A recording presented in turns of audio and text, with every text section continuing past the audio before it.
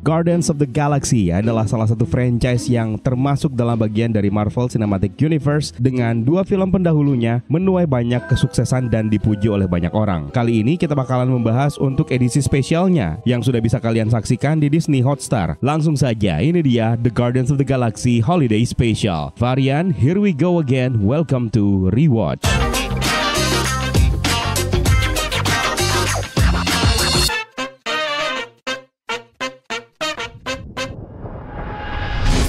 Film yang satu ini merupakan TV show special presentation yang dihadirkan oleh Marvel Studios setelah sebelumnya sempat merilis special presentation yang lainnya, yaitu Werewolf by Night. Dirilis tanggal 25 November 2022 yang lalu dan film ini menjadi salah satu bagian dari MCU fase keempat. Kembali dibintangi oleh Chris Pratt sebagai Peter Quill alias Star-Lord, Dave Bautista sebagai Drax the Destroyer, Karen Gillan sebagai Nebula, Pom Klementieff sebagai Mantis, Vin Diesel sebagai pengisi suara Groot, Bradley Cooper sebagai pengisi suara Rocket Raccoon, Sean Gunn sebagai Kraglin, dan ada special performance dari Kevin Bacon yang memerankan dirinya sendiri. Dan seperti biasa, sebelum kita mulai kita harus kasih spoiler warning terlebih dahulu buat kalian yang belum sempat menonton film yang satu ini. Silahkan buruan ke Disney Hotstar untuk menyaksikan filmnya sebelum kalian nonton Guardians of the Galaxy Volume 3. Di awal film, di Nowhere, Kraglin bercerita kepada Mantis, Drax, dan Nebula tentang sebuah kisah bagaimana dia dan Peter Quill mencoba untuk merayakan Natal yang sebenarnya dirayakan oleh makhluk manusia di bumi. Saat itu Peter Quill masih kecil. Kraglin dan Peter memberikan hadiah Natal kepada Yondu Udonta. Namun Yondu bukannya senang, malah marah-marah dan menyuruh mereka untuk menghentikannya karena sesungguhnya dia tidak menyukai hari Natal. Have you ever heard of Christmas? What? Now! Get this crap out of here! Kraglin saat itu juga mengatakan bahwa menurut kalender bumi yang dia ketahui, Natal akan segera datang. Namun Nebula mengatakan bahwa mereka masih memiliki banyak pekerjaan yang harus dilakukan setelah membeli Nowhere dari The Collector dan perlu membangunnya kembali setelah serangan Thanos yang memporak-porandakannya. Kraglin dan Nebula lalu pergi untuk meninggalkan Mantis dan Drax yang memandangi Peter Quill yang berada di bawah, sementara di dekatnya ada Rocket Raccoon dan juga Cosmo the Dog yang sedang berdebat tentang telekinesis Cosmo yang selalu gagal dia lakukan. Walaupun endingnya Rocket terpaksa memberikan kuenya agar Cosmo tetap mau bekerja bersamanya. Cosmo, what use is telekinesis if you can't even aim? Peter Quill yang berjalan lalu didekati oleh Zermiki Tokolok yang sedang meneliti tentang hobi manusia merayakan Natal dengan bernyanyi, dan dia telah berhasil menulis sebuah lagu berkat informasi yang dia dapatkan dari Rocket, Kraglin, Cosmo, dan Peter Quill sendiri. Dia kemudian membawakan lagu tersebut dengan berbagai alat musik yang dia ambil dari bumi. Rupanya Zermiki Tokolok ini malah salah mengartikan lagunya yang membuat Peter Quill menjadi kesal. You just got these instruments? Thank you, Nowhere! Kembali ke Mantis dan Drax, di mana Mantis memberitahu Drax bahwa dia pengen melakukan sesuatu untuk Quill agar Natalnya tidak rusak, seperti kisah Yondu. Saat itu hanya Drax yang tahu rahasia Mantis bahwa dia sebenarnya adalah anaknya Ego, dan itu berarti bahwa dia sebenarnya merupakan adik perempuannya Peter Quill. Sebagai saudaranya, Mantis berpikir untuk membahagiakan hari Natal kakaknya. Setelah berpikir panjang tentang hadiah yang bisa mereka berikan sebagai hadiah Natal, Drax menyarankan kepada Mantis bahwa Peter Quill sangat suka menyebut nama seseorang yang merupakan makhluk bumi yang dia anggap sebagai pahlawan dan motivatornya sejak kecil, yaitu Kevin Bacon. Mereka berharap Kevin Bacon akan menjadi kado yang sempurna untuk Peter Quill. Kind of present. Something special he will never forget. A legendary hero who has saved countless lives. Tanpa berpikir panjang, mereka akhirnya membawa Bowie dan terbang menuju ke bumi. Saat tiba di bumi, Mantis dan Drax memutuskan untuk berjalan melintasi Los Angeles untuk mencari info tentang Kevin Bacon. Namun mereka malah disalahartikan oleh pengunjung sebagai cosplayer dan mendapatkan banyak uang dari turis yang ingin berfoto bersama dengan mereka. Oh, so excited. Setelah mendapatkan uang yang banyak, Mantis dan Drax pergi ke sebuah klub malam dengan harapan mereka bisa menemukan Kevin Bacon di tempat tersebut. Namun mereka malah keasikan menghabiskan uang mereka untuk foya-foya, tapi mereka tetap gagal mendapatkan informasi apapun tentang keberadaan Kevin Bacon. Tiba-tiba seorang wanita mengatakan kepada mereka bahwa dia mengetahui tentang keberadaan Kevin Bacon. Namun Mantis dan Drax harus membeli sebuah buklet wisata bintang dengan alamat rumah Kevin Bacon. Karena mereka kehabisan uang, maka dengan terpaksa Mantis menggunakan kekuatannya untuk membuat si wanita tersebut memberikan bukletnya secara gratis. Give it to me for free. Tanpa membuang-buang waktu, mereka pun akhirnya menuju ke alamat rumah Kevin Bacon dan mencoba untuk menemuinya. Namun Bacon mengatakan bahwa dia tidak bisa membantu mereka. Mendengarkan hal tersebut, dengan terpaksa Mantis dan Drex akhirnya menerobos masuk ke rumahnya dengan melompati pagar dan menerobos masuk ke dalam rumah yang membuat Kevin Bacon ketakutan sehingga memanggil polisi dan mencoba untuk kabur. Bacon berhasil keluar dari rumah dan bersamaan dengan itu polisi juga tiba di tempat tersebut. Namun dengan cepat Mantis dan Drex melumpuhkan para petugas dan kembali mengejar Kevin Bacon. I think you can toss me over the gate if you...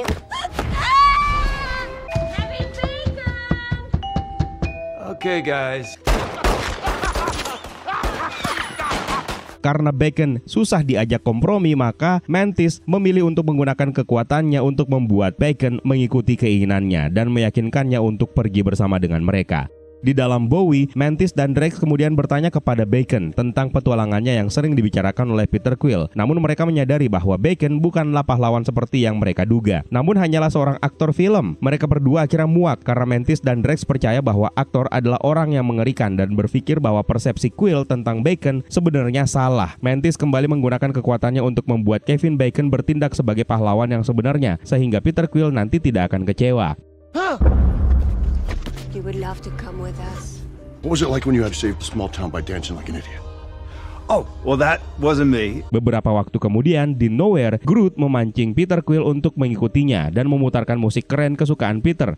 Guardians of the Galaxy bersama dengan seluruh penduduk Nowhere rupanya berhasil mendekorasi Nowhere dengan sangat indah sebagai hadiah pesta Natal yang membuat Peter Quill takjub luar biasa. Namun dia tiba-tiba kaget dan marah ketika mengetahui bahwa hadiah Natal yang disediakan untuk dirinya ternyata adalah seorang manusia. Dan yang lebih terkejutnya lagi ketika Peter Quill mengetahui bahwa isi dalam kado tersebut adalah Kevin Bacon. Saat itu Peter Quill merasa bahwa manusia tidak layak untuk diperdagangkan dan dijadikan sebagai hadiah, dan segera memerintahkan Mantis untuk melepaskan Kevin Bacon dari pengaruh kekuatannya dan juga segera memulangkan Kevin Bacon ke bumi. Meskipun saat itu Kevin Bacon sangat ketakutan melihat keadaan di sekitarnya.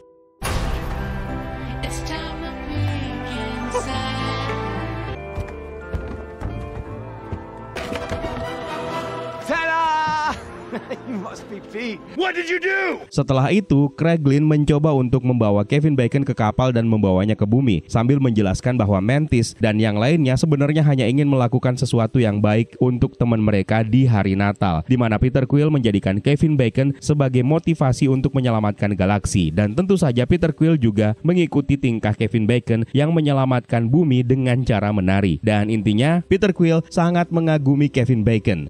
Prepare the Bowie for his transport back to Earth. I'm Groot. Dude, I literally just saw you wheel him out in front of everybody. You saved a town for dancing. You taught him how to be a hero.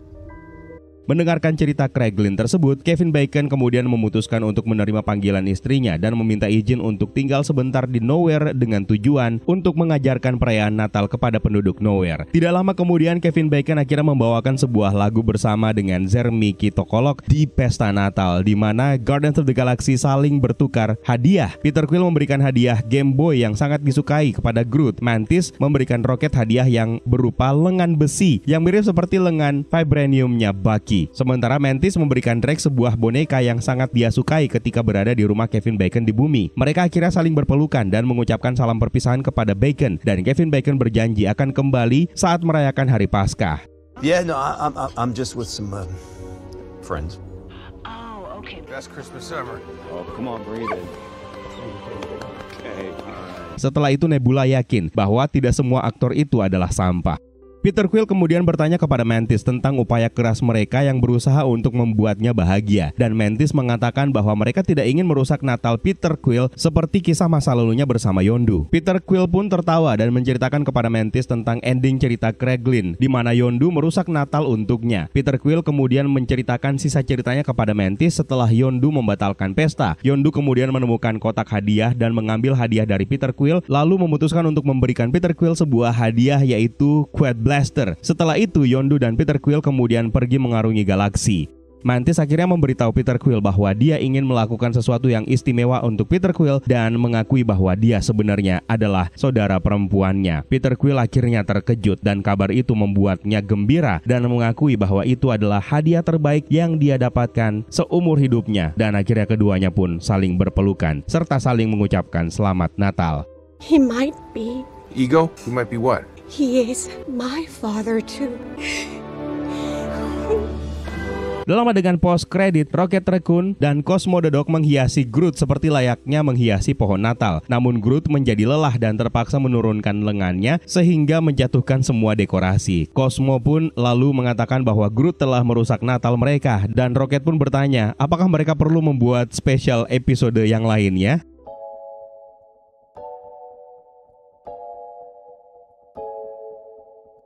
Itu dia The Guardians of the Galaxy Holiday Special, yang menjadi salah satu film MCU yang berbeda sendirian ya, karena sangat minim dengan aksi-aksi pertarungan superhero dan malah justru menyajikan sebuah kisah keluarga yang sangat menyentuh antara Peter Quill dan juga Mantis, serta sebenarnya tentang keluarga The Guardians yang setelah ini akan menemukan akhir perjalanan mereka di Marvel Cinematic Universe melalui film Guardians of the Galaxy Volume 3. Tentu saja film ini tidak luput dari Easter eggs dan beberapa referensi-referensi yang bisa kalian temukan, baik itu referensi yang mengarah ke MCU maupun referensi yang mengarah ke komik. So langsung saja kita bahas. Dalam film ini, The Guardians akhirnya resmi membeli Knowhere dari The Collector sebagai markas baru mereka. Knowhere ini adalah sebuah tempat yang berbentuk kepala terpenggal yang merupakan kepala sebuah Celestial yang pernah diperkenalkan dalam Guardians of the Galaxy yang pertama dan dijelaskan oleh Gamora. James Gunn sendiri sudah mengkonfirmasi bahwa ide ini akan menjadi sangat penting untuk film Guardians of the Galaxy Volume 3 nanti. Sementara itu, banyak yang mengira kalau The Collector sudah dibunuh oleh Thanos ketika si Mad Titan ini mengambil Power Stone dari dirinya. Dan akhirnya special presentation ini mengungkap bahwa sepertinya The Collector memang tidak dibunuh oleh Thanos, karena Star-Lord telah membeli koloni penambangan tersebut dari The Collector, karena Knowhere ini masih dibangun kembali setelah serangannya Thanos, yang artinya selama The Blip, Knowhere tidak pernah terurus.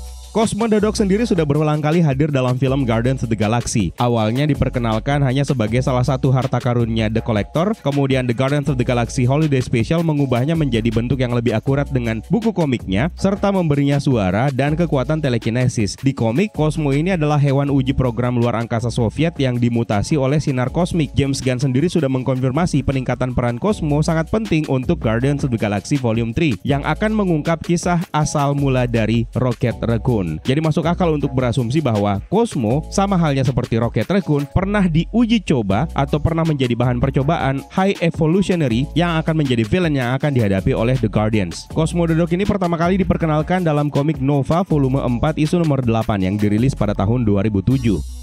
Kita omongin dulu tentang logo intro Marvel Studios yang secara tradisi selalu diperbarui dengan memasukkan gambar karakter-karakter baru yang sudah diperkenalkan ke dalam film. Dan melalui special presentation ini, kita bisa menemukan karakter She-Hulk yang sudah menjadi bagian dari logo intro ini, serta satu karakter baru lagi yang kini menjadi Black Panther yang baru, yaitu Shuri, juga bisa kita temukan di logo intro ini. Begitu pula dengan lembaran komik yang terbuka sebelum karakter-karakter MCU tersebut muncul di logo, yang mana kita bisa menemukan beberapa wajah yang menarik yang dimasukkan ke dalamnya, seperti misalnya anggota atau member Runaways, yaitu Nico Minoru dan Gert Yorks. Serta kita bahkan bisa menemukan salah satu karakter yang merupakan anggota X-Men, yaitu Rogue, meskipun series TV Runaways dan Rogue bahkan belum diperkenalkan di MCU.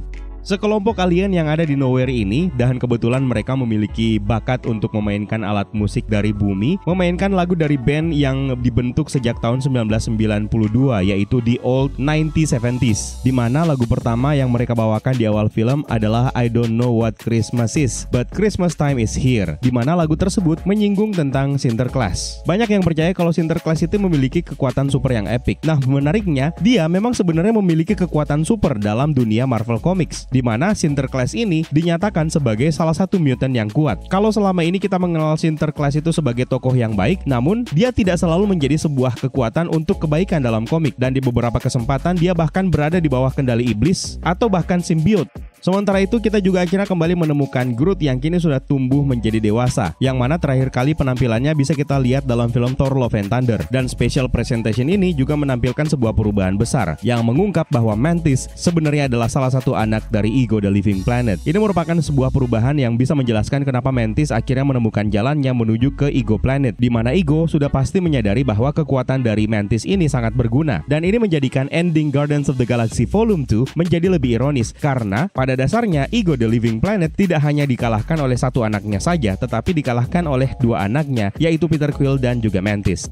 Gamora sendiri tidak menampakkan batang hidungnya di special presentation ini, dan kelihatan banget kalau Star-Lord itu belum pernah bisa melupakannya. Thanos telah membunuh putrinya tersebut dalam film Avengers Infinity War, mengorbankannya untuk bisa mendapatkan Soul Stone. Namun varian dari Gamora akhirnya dimunculkan dalam film Avengers Endgame, di mana varian versi Gamora yang satu ini menolak untuk berteman dengan Star-Lord dan Guardians of the Galaxy. Salah satu Easter egg favorit saya dalam special presentation ini adalah ketika ditampilkannya salah satu Easter eggs dari Eternals ketika Drax dan Mantis tiba di Hollywood untuk mencari Kevin Bacon. Mereka berjalan melewati sebuah poster film yang mengiklankan film terbarunya Kingo, salah satu Eternals, di mana Kingo ini adalah salah satu aktor film besar selama abad ke-20. Sebenarnya Easter eggs ini agak aneh karena Kingo sebenarnya nasibnya sekarang sedang diculik oleh Arishem the Judge di ending film Eternals. Atau bisa jadi film ini memang sudah selesai dibuat sebelum Kingo akhirnya diculik. Ketika Drax dan Mantis berangkat untuk menemukan the legendary Kevin Bacon, mereka bertemu dengan beberapa turis yang berfoto dengan cosplayer dengan berbagai kostum Avengers yang mereka gunakan. Mantis salah mengira kalau salah satu dari mereka adalah Steve Rogers yang asli, lalu kemudian dia berlari untuk memeluknya. Kemungkinan besar ini merupakan salah satu petunjuk bahwa dia mengenal baik Steve Rogers selama The Guardians berada di bumi untuk membantu melawan Thanos. Beberapa penampilan cosplayer lainnya menggunakan kostum Captain Marvel, kemudian juga kita bisa menemukan mereka yang memiliki kostum Ant-Man dan ada kostum Black Widow. Ant-Man sendiri sudah terkonfirmasi melalui film Quantumania, di mana Scott Lang kini menjadi selebriti dan sangat populer. Sementara untuk cosplayer Black Widow menggunakan kostum yang digunakan untuk film solo dari karakter tersebut, bukan dari penampilannya dalam film Avengers. Tapi untuk Easter eggs yang mengarah ke referensi MCU adalah hal yang biasa. The Guardians of the Galaxy Holiday Special ini justru menampilkan beberapa cosplayer bisa kita temukan menggunakan kostum seperti Jack Sparrow, dan juga salah satunya lagi adalah berkostum GoBot dari franchise Transformers. Untuk referensi Transformers sendiri merupakan satu hal yang lumrah karena Marvel Comics pernah membantu untuk menciptakan franchise tersebut. Sekedar informasi saja, pemimpin redaksi Marvel yaitu Jim Shooter mengemukakan ide untuk Autobots dan Decepticons. Sementara penulis buku komik Bob Budiansky melontarkan ide nama dan kepribadian masing-masing untuk karakter generasi pertama. Drax mengungkap kalau robot membunuh sepupunya dan membuatnya benci terhadap robot. Jadi teman-temannya Drax ini dihancurkan oleh pemberontak Kree, yaitu Ronan the Accuser. Dan ini mungkin menunjukkan bahwa dia menggunakan robot Kree yang dikenal sebagai Sentries untuk melakukan pembantaian. The Sentries ini adalah android yang sangat tangguh, di mana salah satunya telah melawan Avengers di dalam komik. Mudah-mudahan sih akan terlihat juga nanti di MCU.